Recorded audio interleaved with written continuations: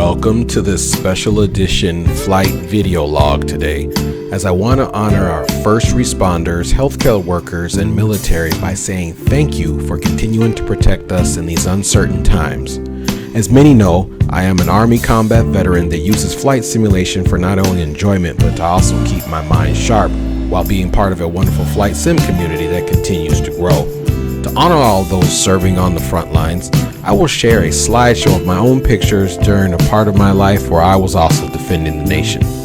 Let's remember to be thankful of what we have and try harder to be kind to one another even when times are not so uncertain. Together we rise, stay galvanized. We are in this Hawker 4000. You can see our wonderful premium vehicle that has brought us up to our private jet, only if. And we are going to Kingston, Jamaica. So this is my first recorded flight in the Hawker 4000 via the Coronado website. And let's hope we don't have too many issues. So I've already initialized the plane. I've got the FMS set up, which is quite different than most aircrafts, even though it's modeled pretty much like the real one, but it's just different. So let's go ahead and jump on board and get the door closed. We're going to enter the cabin through the door you see here, and we'll close it from the cabin. So let's jump on in. Alright, now you can see that we're in the cabin, and if we slide over, this is the doorway, but we can bring the doorway back up by hitting the switch. So we'll observe the doors being closed. And here we go. You can do it. You can do it. You can do very slow, but as long as it closes all the way, that's what we care about. You can do it. Alright, it looks like it is closed and secured. You can see here on the map. This will change. As you can see, we're in the islands. I don't know why they made the plane so huge. It's like eating up exactly where we're at. But nonetheless, there it is. As you can see, no smoking seatbelt signs are on. So, for all intents and purposes, this cabin is ready to go. We'll just simulate that we do have full complement of passengers, and this will be our window seat here.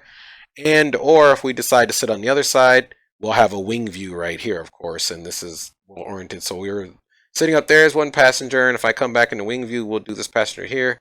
I'm getting ready to tell our driver, I suppose, if I'm getting driven in this wonderful private jet that I don't really own, never could I afford at this moment in my life, then we'll tell our pretend Uber driver there to go ahead and complete his work mission with us, dropping us off at the plane and get out of here. So in order to do that, we're gonna come over here and we grab this cell phone.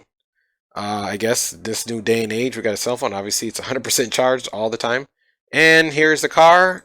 See you later. So he will no longer be out there. All the yokes, I don't have hidings. The yokes here, I don't really mind this one because it doesn't impede my primary flight display or my HSI and my MFDs over here. It just stays out of the way. So we'll leave them up. We've already did the pre-flight walk around. And we have the GPU going for the APU, which we will get on board now.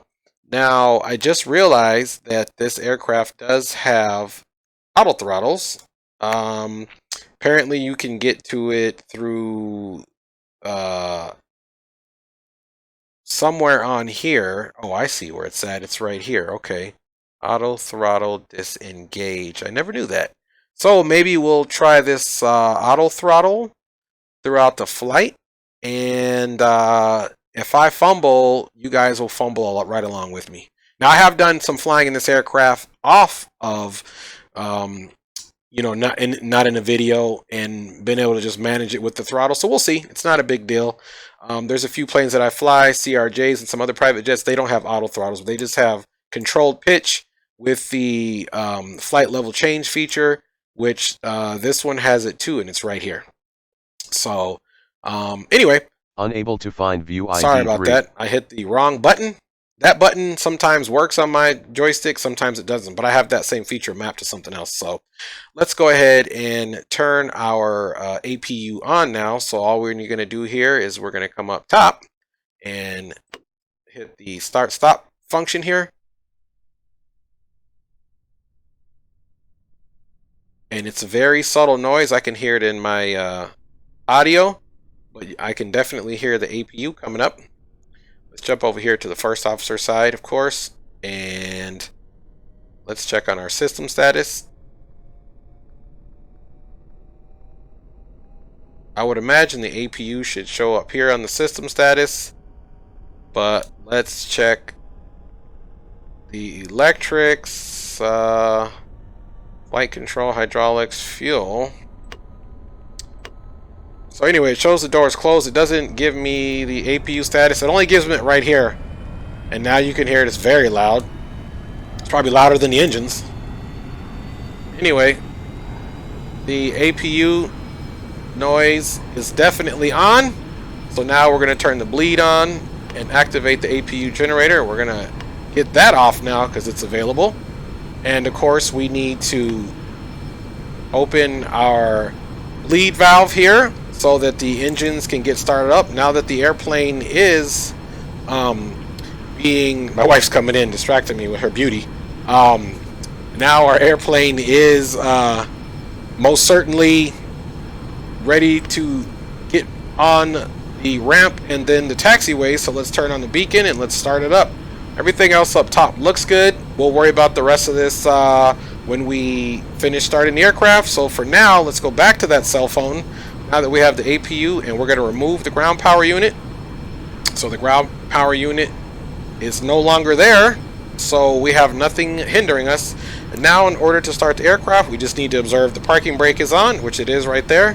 And we're going to come right on here, and we're going to start the right engine first. Let's turn that ignition on.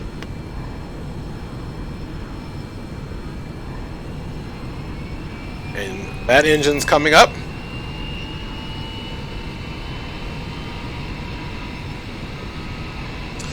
Alright, fuel pressure low, yaw damper off, no problem.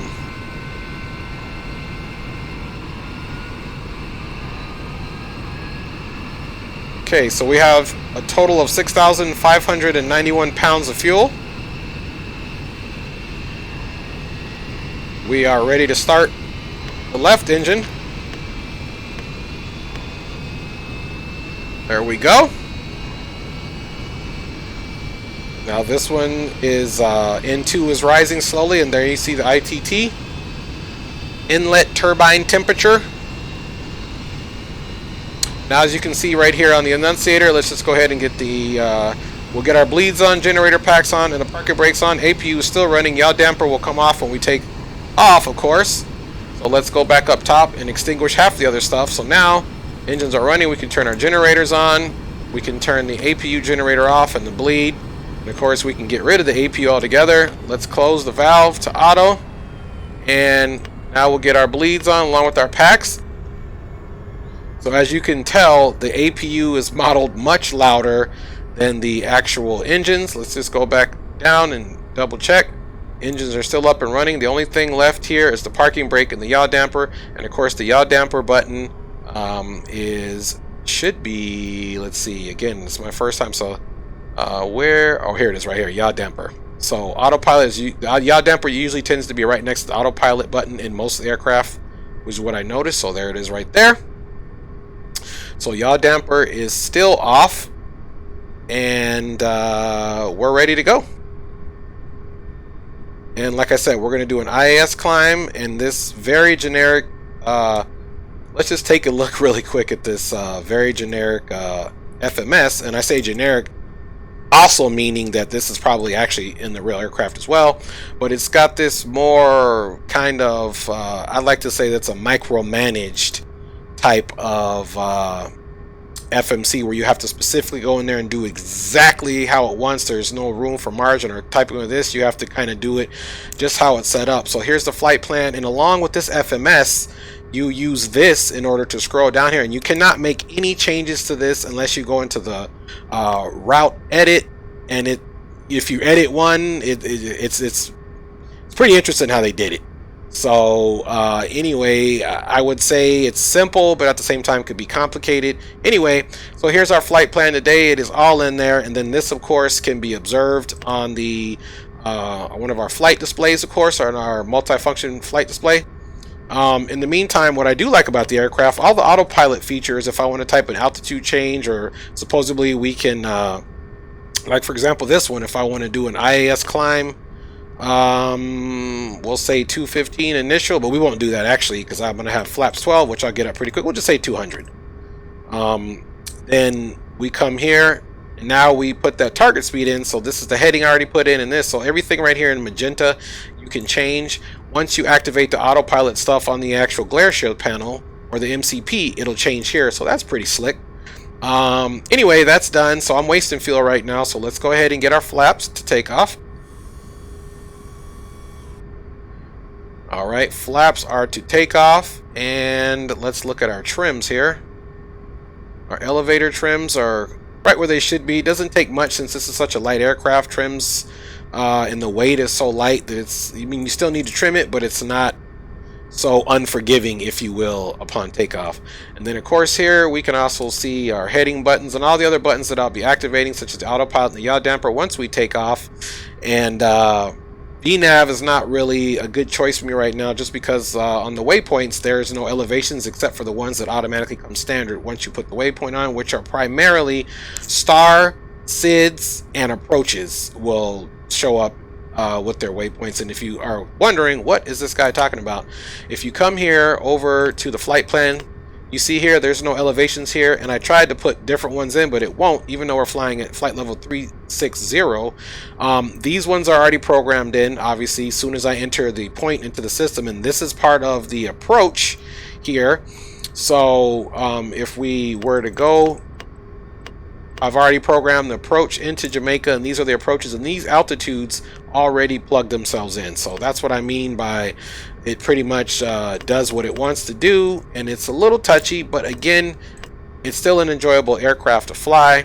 The textures are okay. Another pet peeve or gripe that I would have to say, this, they could have made this clearer. I mean, it's very there wasn't a whole lot of animation or graphics or time spent to make this look like other aircraft do, although I am saying it does take a lot to write the code and everything to do this. So trust me, I'm not taking away from that. I'm just saying aesthetically, as the user, you know, we get really picky and needy, and that is something that I most certainly want to you know, take a note of. All right, folks, so having said that, we're getting ready to get out of here. Sorry, I was just texting someone else in the VATSIM network. So in the meantime, let's come back over here. Now, one good feature that it does have is a very easy radio feature. Then of course you come over here to radio 2, and we want to put our transponder onto altitude, so our transponder's on. This page didn't exist when this was first released, so the developer got some of the gripes from the pilots, such as myself, but I didn't make the gripe, but other pilots out there in the community made a mention that they were flying online and they couldn't get the transponder to come on. So it's got the ident feature now, so thank you for developing it. And I'm saying Coronado, but again, this is not a, I don't think this was a Coronado purchase. I'd have to look and see who the developer was, so I don't want to be giving false credit where it's not due, even though I think Coronado does have a feature of this aircraft. And again, it could be Coronado, I just don't remember. So if it's Coronado, great job. If it's another developer, great job too, and no credit taken away from anybody. All right, so everything is clear. We're going to be doing our taxi out now. So let me pull up my rusty dusty chart here, and we are just going to taxi via Alpha to runway 10. So let me make sure that I'm on the Unicom frequency here.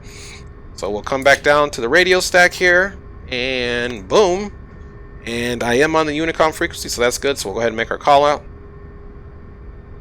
St. Martin traffic, Silver 318 here at Charlie 6. We'll be taxiing to runway 10 via Alpha, St. Martin.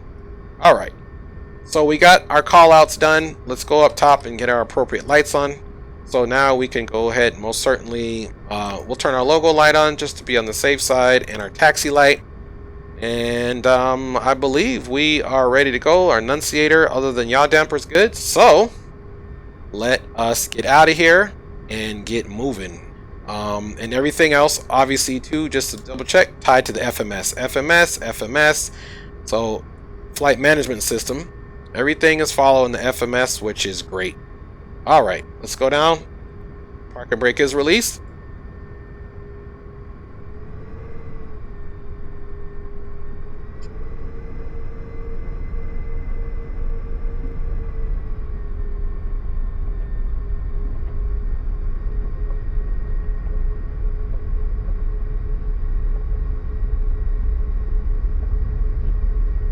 You can see some other wonderful jets over there. That one even looks like a Hawker to the left, which it could be. Sometimes I lack the graceful skill to identify certain other aircraft that aren't as noticeable, like a Boeing 737, 747, 787, all that stuff. Those are planes really stand out. Sometimes when it comes to the private jets and the smaller aircraft, I'm pretty good at it, but usually I won't know what it is unless I've had actual first-hand experience with it, either in the simulator or watching a YouTube video or something of another simmer or an actual real-life pilot. So I'm just putting that disclaimer out there, basically saying I might not know exactly what that aircraft is, what to call it. So I'm going to say it looks like a Hawker, but then at the same time it can also look like a Learjet.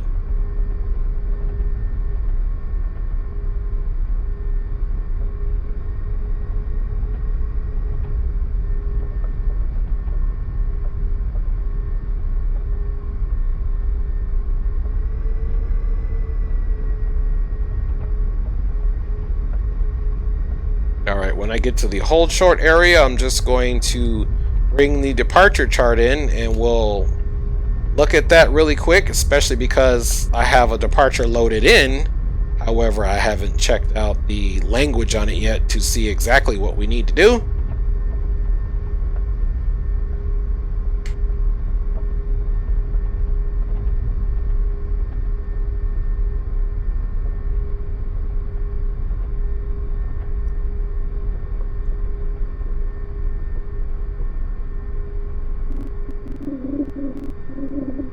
Alright, park and brake is set. Let me go ahead now and bring that sit in.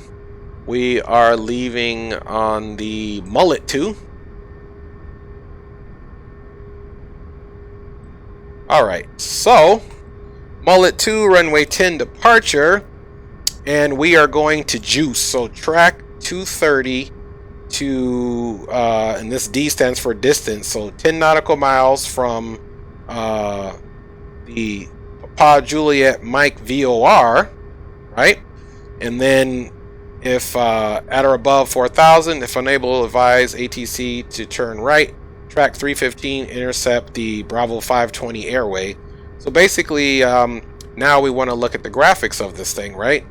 So we are going to leave on our eastern departure, and we need to turn to a heading of 230, and then this is DME from the St. Maarten VOR right here. That's what this D10 stands for.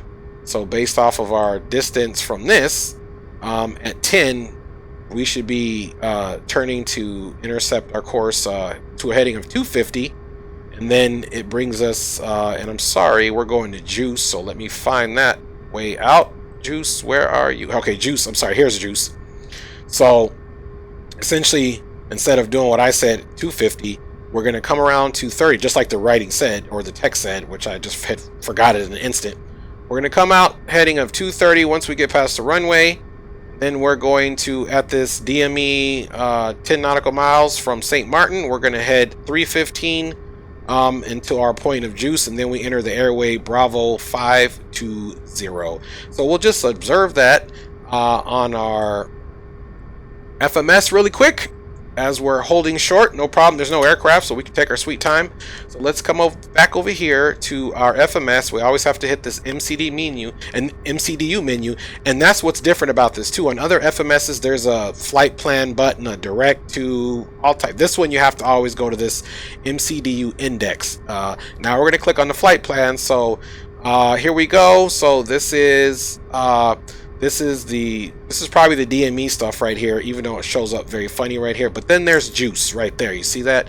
So because we read that, we're gonna go back to this MCDU index, go to the pilot. So as soon as I get and activate the lateral navigation, I want it to actually go to a heading of 230. 96 is actually the runway heading. All right, folks, and then that's it. So let's go ahead now and turn our strobes on and our landing lights, and of course we want, I don't know what this light is, but I'm gonna throw it on. Recognition pulse, so we're gonna have that on. But this and this will come off along with the landing lights, of course, just for the fun of it. St. Maarten traffic, Silver 318 will now be entering the runway 10 for departure. Yeah, that's it for St. Maarten traffic. Alright, so horrible call out, but nonetheless I did it. Alright. So yaw damper will come on once we get up. Flying time today is about 2 hours. We are on the VATSIM network, of course, with no observable ATC right now.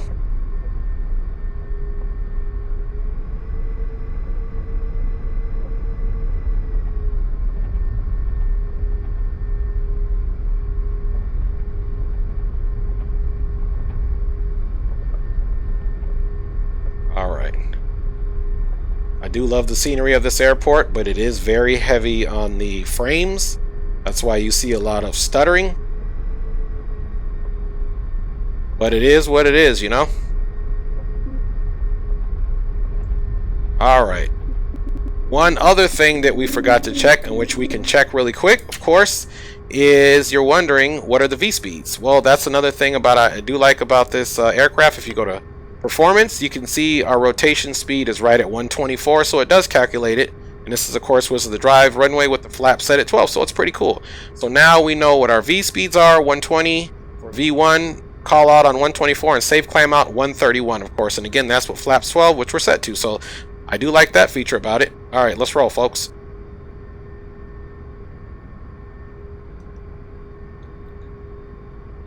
Parking brake is released. Takeoff power is set.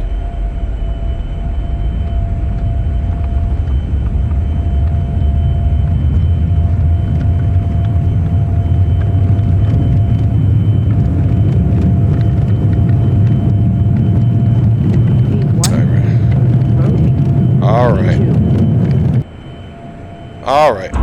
You can see she just screams right off. You gotta, you know, pretty much I'm surprised this thing even needs flaps. Alright, so let's go autopilot. Let's go yaw damper, autopilot on pretty quick. Let's jump on the nav, and let's also jump on flight level change.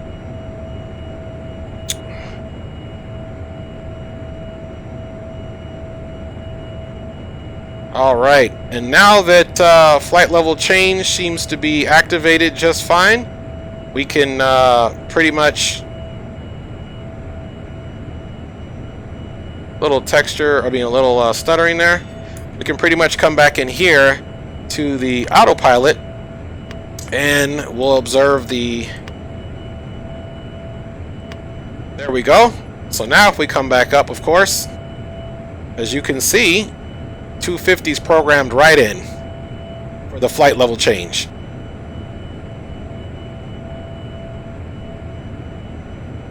And nothing on the annunciator panel. We're still under 10,000 climbing.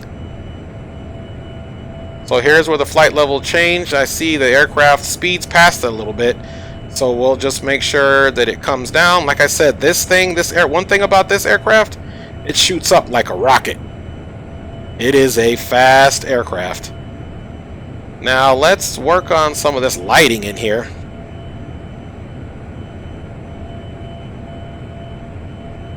Just trying to make sure. We're gonna turn left here to observe this point. It looks like okay, there we go. It just looked like it was a little turning later than I would like, but okay, I've got faith in you. Alright, up top we go. Now let's look for some internal lighting here. Let me see. I don't think there's any lighting up here, which there's not. Here's some of our other speed limitations, which is pretty cool that they have that there. Alright, let's look at our altitude. Alright, we definitely can go up and get these lights off. So we'll take that off, taxi, and these two, of course. So we've got our strobe, beacon, keep our logo on, and we don't need that light on, per se. Now, of course, we can give this aircraft what it wants, a reason to go even faster than it is. So now we can go ahead and climb at 280.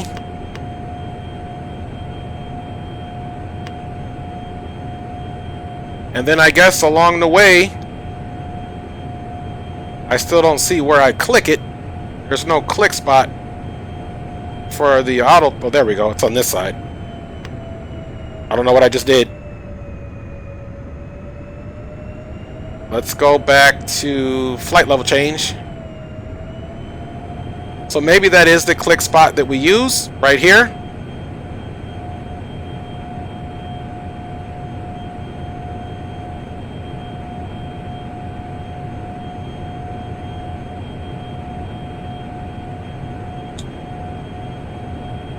So maybe it's automatically engage. When I do flight level change to stay here, then it will disconnect, but we'll monitor that. And like I said, we're shooting up like a rocket. Let's go to standard.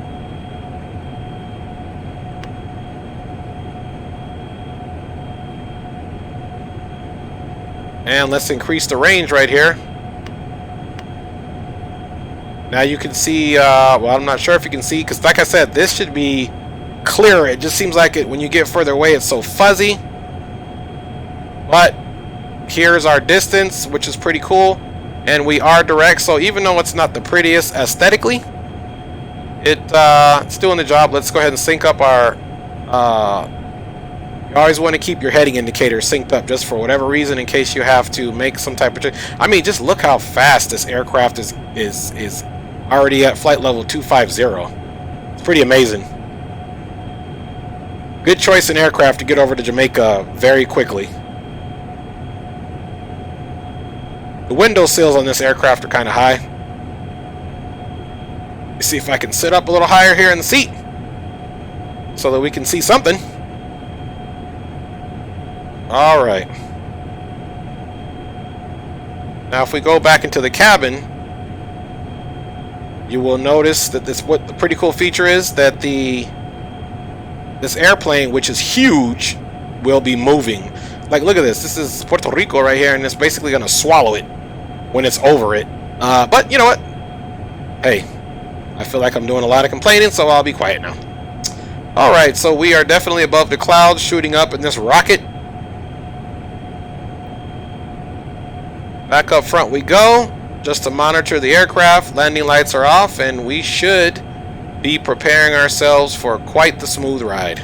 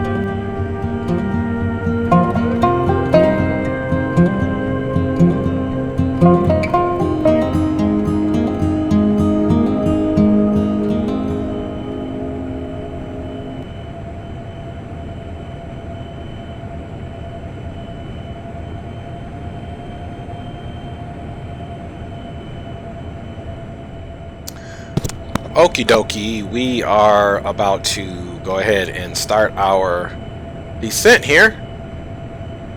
Just getting the aircraft all set up. There is no air traffic control monitoring us, even though we are still on the VATSIM network. So I've already programmed in our descent, initial descent altitude of 4,000, which we should be getting that at Fable. So now we'll go ahead and start descending.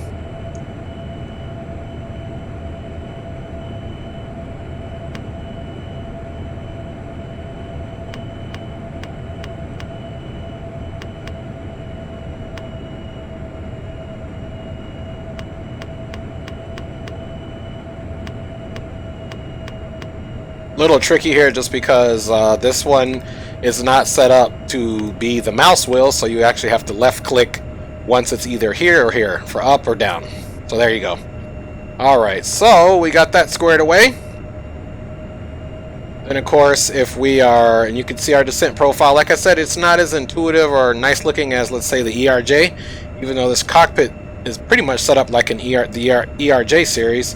So here you can see we're 100 nautical miles out on the view here, and you can start seeing that we most certainly are heading west. We're going to come back around for an eastern landing, of course. So this is showing our approach into the Kingston area in Jamaica, which I've never been there in real life. This will actually be my first time ever being there, even in the simulation world. So over here you can see the island of Jamaica, of course.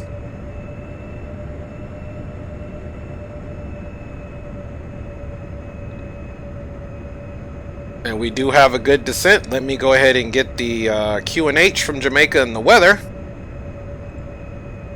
Alright, so then we'll get the ILS information put in.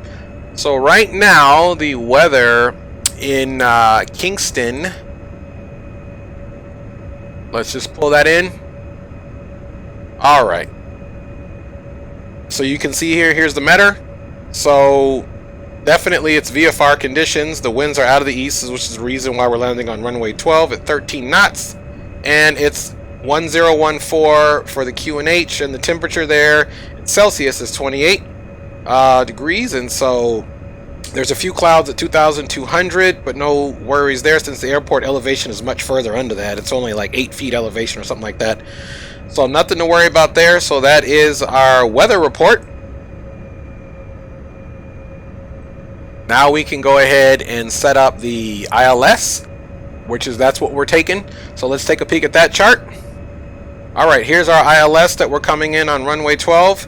Here's Fable, which we should be at roughly, let's see, 4,000. As you can see, we've got some mountains here, but the limits are 1,000 feet here and 2,000, so we should be fine right here at 4,000. And maybe we will adjust the well, we'll see. I'll just slow the descent down if it looks like we're getting too close to this terrain, but it looks like we should be fine to be 4,000 here, and then it allows us to descend to 4,000 here. And then of course, if you look at Seabug, we should be at 2,800, and then 2,000 at Saylock, we should be intercepting the localizer and then the glide slope for a heading of 120. So the final approach course is 120.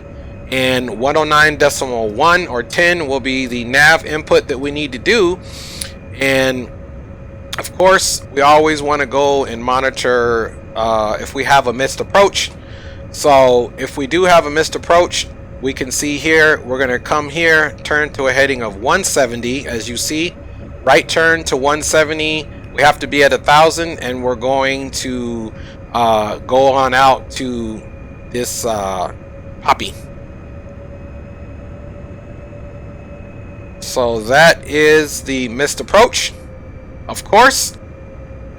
And here's the MSA for the MLY VOR, which this is the MLY VOR. So as you can see, this is everything that we need to be paying attention to on the way to the airport.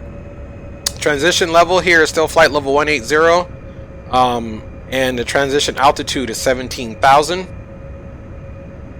Runway elevation, of course, is 0. Like I said, it's pretty much sea level.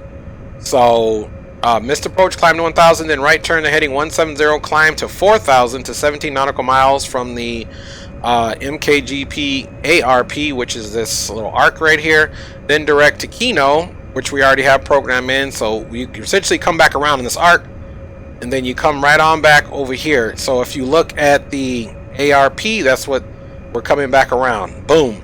And then we'll be back to Kino for the missed approach. Then direct Kino, contact approach 12.6 if unable to proceed to Saylock, which that's the hold location, which it doesn't look like they even have the hold position on here, but just know that it's Saylock. So we are done briefing that. Hopefully I made sense in what I was saying there. Okay, so we're at 26,000 descending down. So let's go ahead and put our 109.1 in. Alright. I love the fact that this aircraft has auto throttles.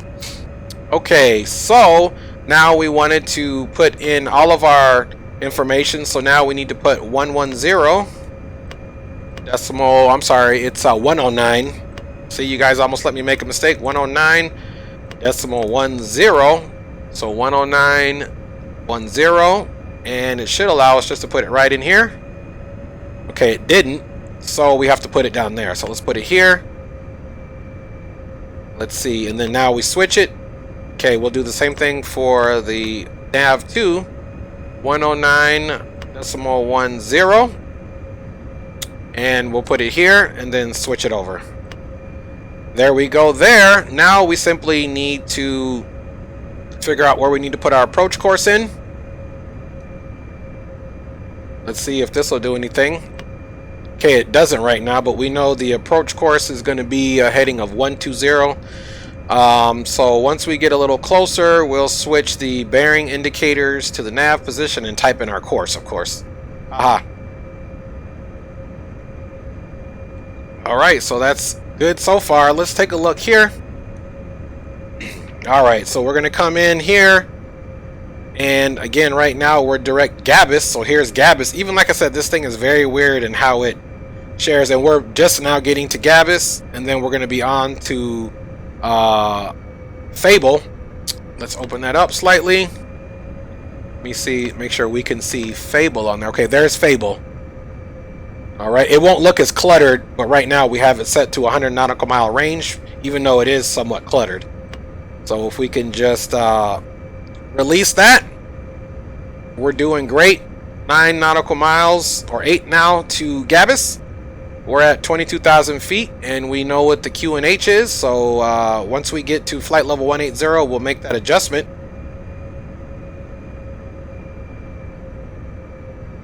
Alright. So everything else is looking good. And of course we'll be landing. Let's check our Vrf speeds and all that good stuff to see what the aircraft has calculated for us. So back over here, MCDU index to perf. And this was our takeoff. You come to, there's our Vref of 109. Our V approach is 119, which is pretty sufficient. We might consider 121 since the winds were like 13 knots. So 13 from the Vref will be fine. That'll put us right at 121. And actually it'd be 12 at 121. So even if we went to 122, that makes 13. Get my math all correct there, folks. Alright, so we'll just keep it here on the flight plan. And after Fable, and as you can see, Kino is above 4,000 feet. So 4,000 or above. Anyway, so that's what we will adhere to. So I'll slow the descent down, of course.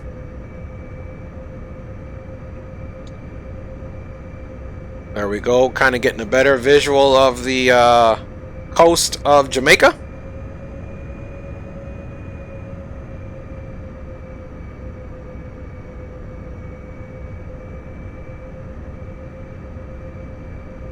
All right, and we've got about 1,400 to go, or actually 1,500 to go until we need to switch our QNH.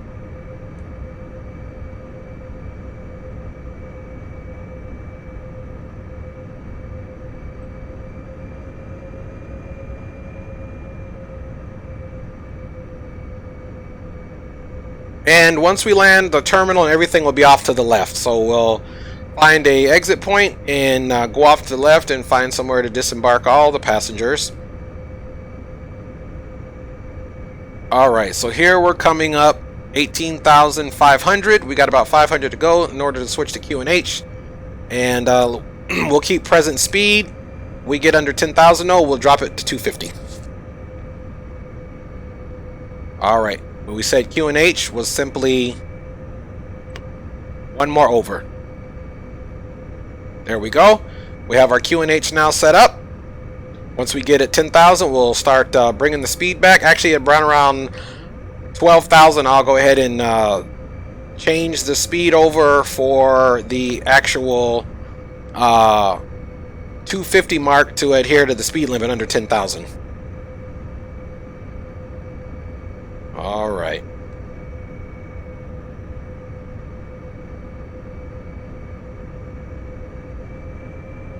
A little wing view here.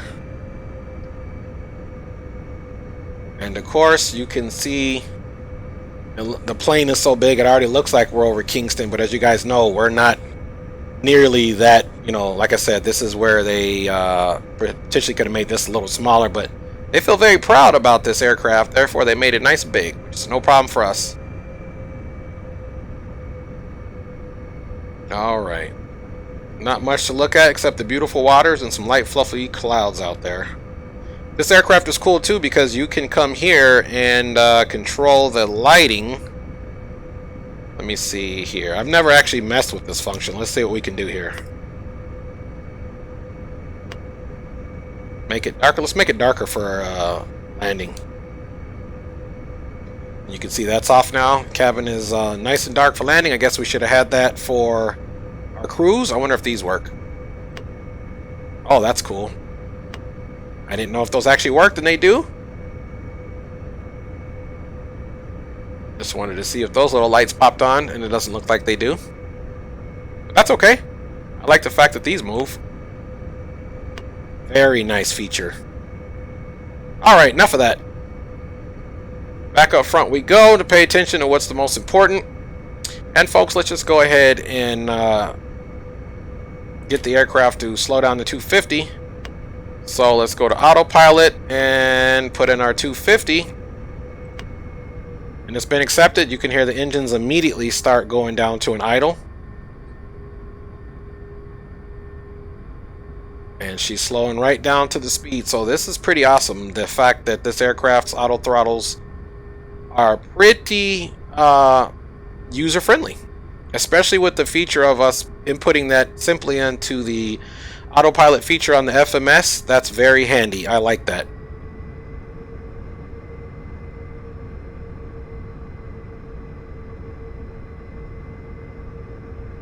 I like that feature with this aircraft, especially because they decided not to enable the mouse scroll wheel with these features. Instead of clicking and holding, you can just come in, type in the digits, and you're exact. You don't waste any time.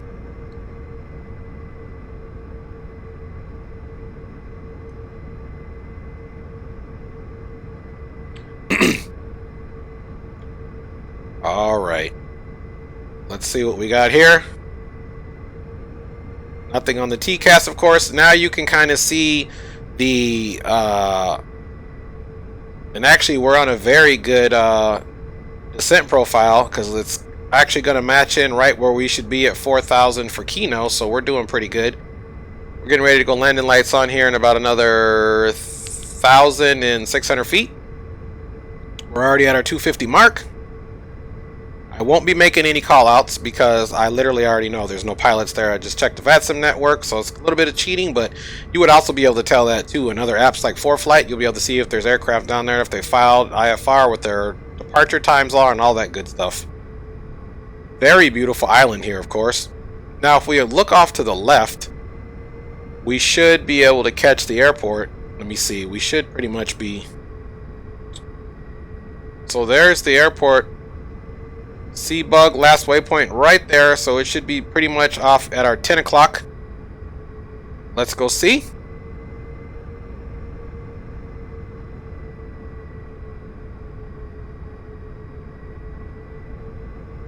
And there's the airport right there, folks. That's where we're coming in, right there over the water. So it looks like it's going to be a nice scenic arrival. You get some buildings down there in Kingston.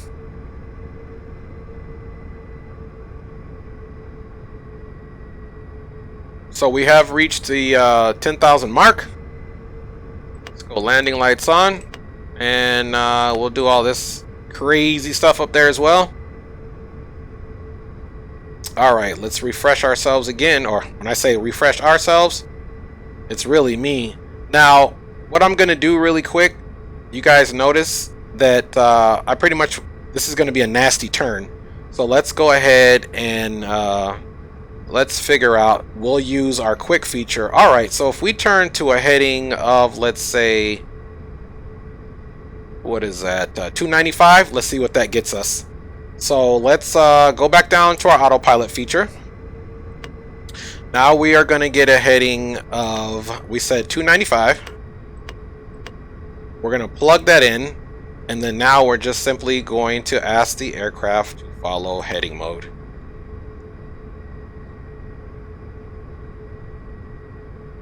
And there we go.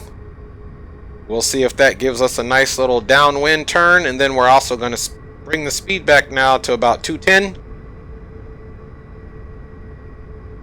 We'll wait till our aircraft makes that turn. And that pretty much puts us parallel to where we want to be. Alright. Let's come on back down here now. And let's put in 210.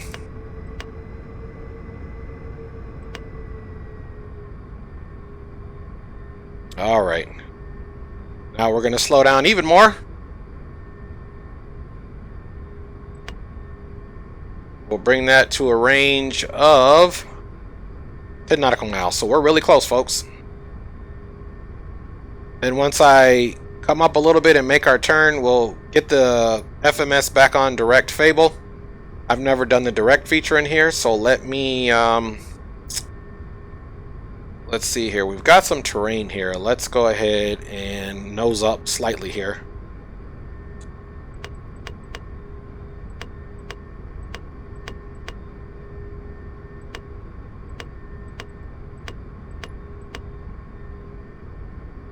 Alright. So we're just basically keeping ourselves visually safe right now. We'll just keep our descent at about a... I mean, we're going to be turning here shortly anyway. We're going to turn left to a heading of... Let's see, 215. Once we get up, we'll turn... Let's see. See, this is pretty cool. We'll just turn left to a heading of 220 initially until we swing it around. But we should be good for that little bit of this mountain right here. Alright, now what we also want to do... we'll leave the speed. This thing slows down pretty quick.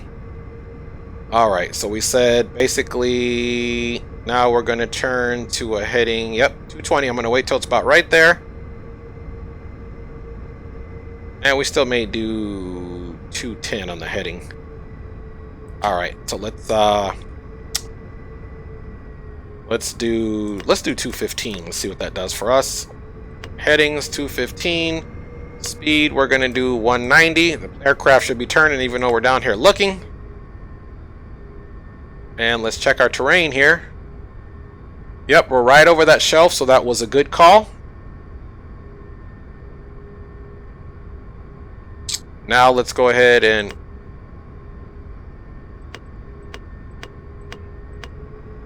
get our descent down back to, and we're not that far off. See, it's, you know, so we'll just probably keep it a nice easy descent. All right, we're gonna go one stage flaps down, and there's Fable right there. So now I think I'm going to just stay up here now that we have it in sight.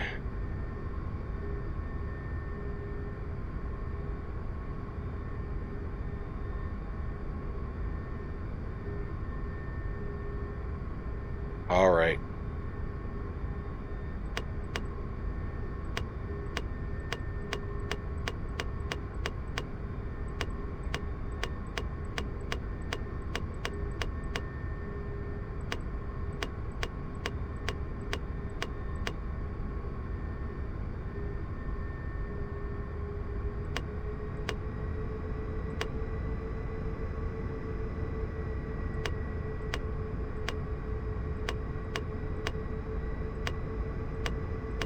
All right, so I guess this one is for VRR1. All right, let's continue our turn.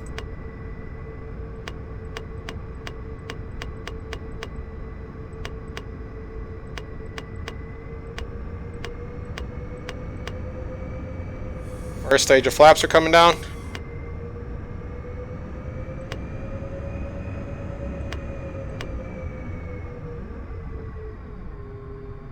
All right, so now we're going to just go ahead and getting a heading of 120, which is runway heading.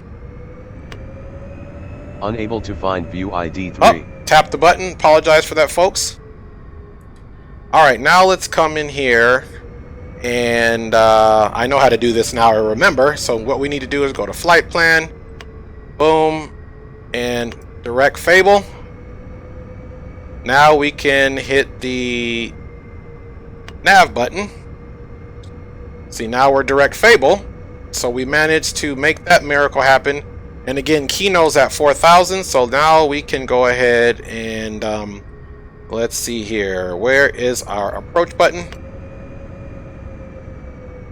Now we have our glide slope activated.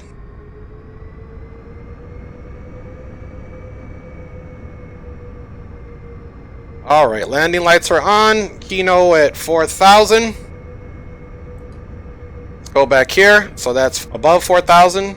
And let's check this out. 2,800 above, and then 2,000, and then we should be getting the glide slope. So that's good. MCDU index over here, and let's check our. So we said 122.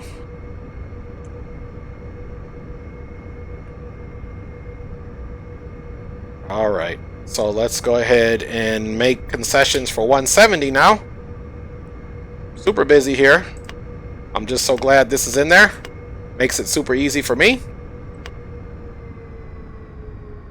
All right. Kind of in a bit of a cloud. Once we get close enough to the runway, then we'll make some other changes. But now let's go back and just make sure we have 2,800 set in for our target altitude. All right, so now we're getting ready. This should get ready to say direct to Seabug here in a second. There we go. So let's go ahead and get our pitch down for that.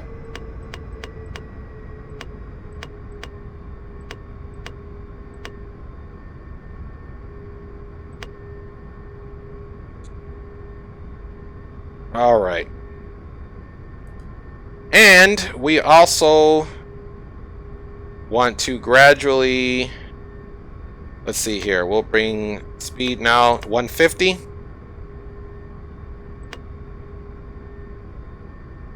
There we go. We might need to get some brakes out.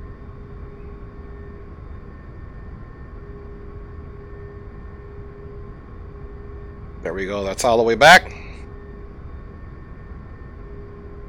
And there you go. You can see the runway right there. So we do have a good visual.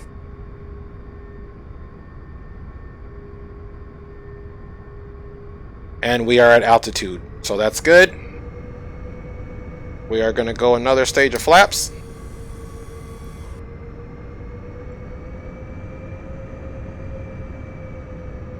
All right. Sorry about that. Just trying to get my eye view here.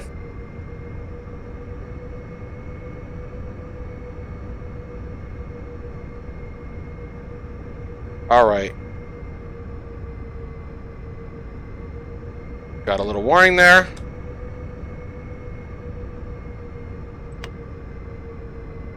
Speed brake is back in, so we should, I don't know how to get rid of that, clear that out. That's fine.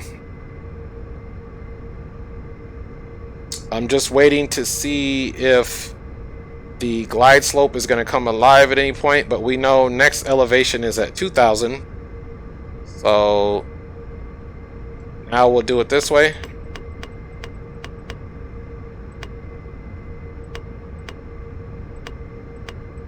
And now we'll go ahead and pitch down for that.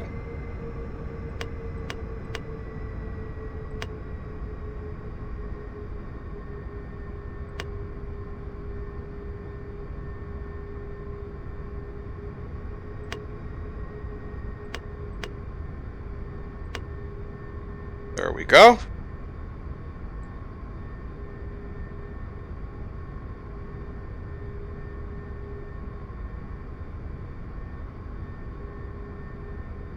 Should be just fine to make that.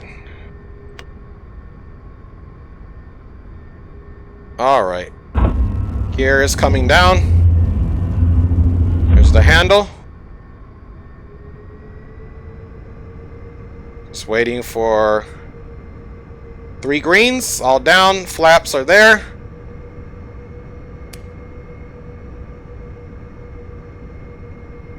And it's getting a little hazy. I still don't see any type of glide slope or anything becoming active, so it could be possible that I am missing something, but we're just going to take a visual from here. Alright, so let's disconnect the auto throttle. As soon as I find a little spot here. Let's go down there. Alright. I will have the aircraft shortly now. Let's pause that. I gotta fix my remote here. Plug it back in. It has a glitch. Alright, no visual cues, but now we're going to go autopilot off, yaw damper off. And we have the aircraft. Alright, we'll just drop some speed here.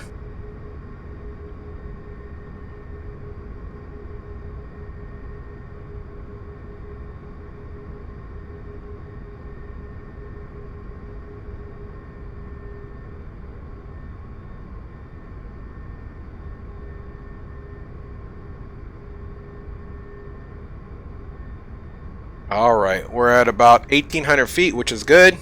Probably still a little bit too high. Let's come right here. Alright.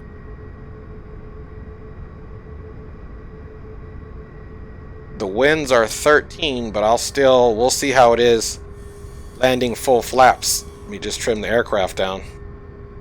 She wants to lift up.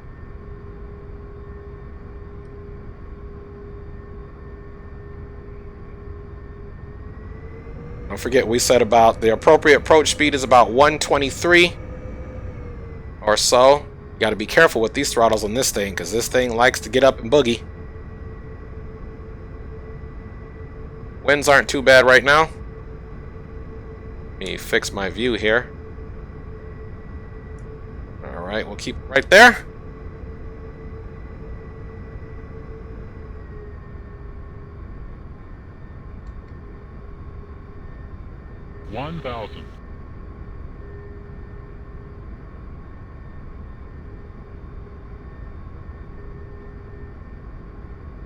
Pitching down appropriately now.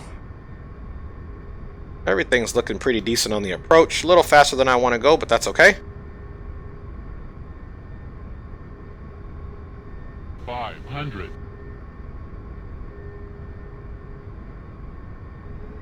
400. There we go. We're high on the glide slope, but we'll come down slightly. And it looks like we got a FedEx plane here waiting, so I should have done a call out. Everybody, that's another VATSIM pilot, of course. 100. 50. 40. 30. 20. Little bit of a long landing, but that's okay.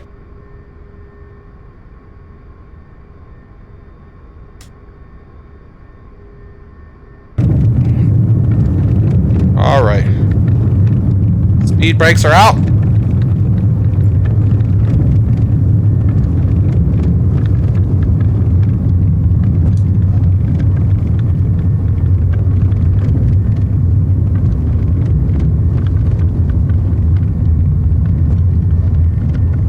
All right, we're just going to coast her on down.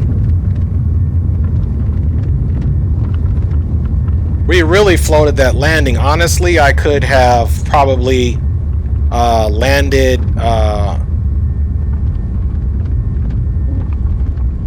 with one stage of flaps less because of the wind. You guys saw how floaty it got. Let me make this call out.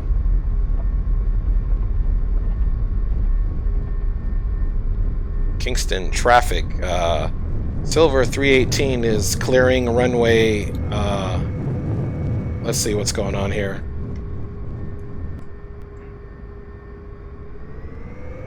All right. Silver 318 is clearing runway 12 on Echo, taxi to ramp via Alpha. All right. So we made it. Thank you. No problem. I apologize for not doing the call out prior to landing. Have a safe flight, brother. You too. All right. Thank you. Have a good one. You too, sir. All right. So let's get rid of all these. Take our strobe off. Apologize for not being professional. He must have loaded his flight up as I wasn't paying attention anymore.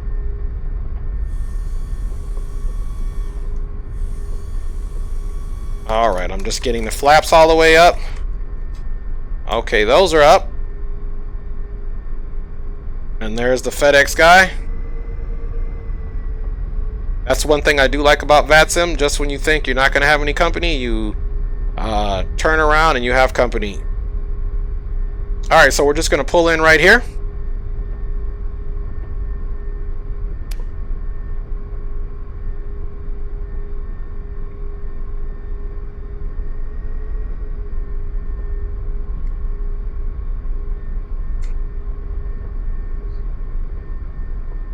Alright, this is going to be the area where these passengers disembark.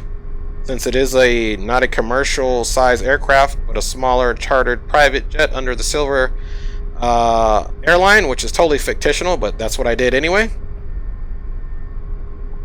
And as you can see, there goes the FedEx.